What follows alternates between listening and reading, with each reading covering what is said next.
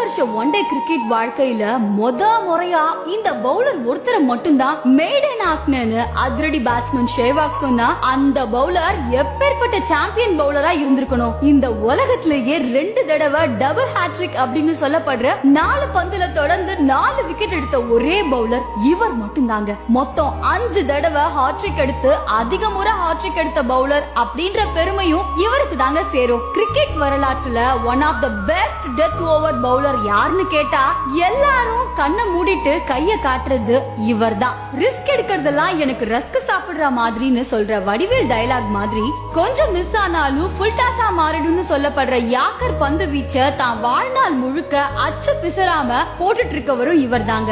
எல்லாருமே ஒரு ஸ்டைல்ல பவுலிங் போட்டா இவரு தனக்குன்னு ஒரு தனி ஸ்டைல உருவாக்கி என் வழி தனி வழின்னு சொன்ன பவுலரும் இவர் தான். அந்த இவரு வேற யாரும் இல்லைங்க, யாக்கர் கிங் லத்தீப் மலிங்கா.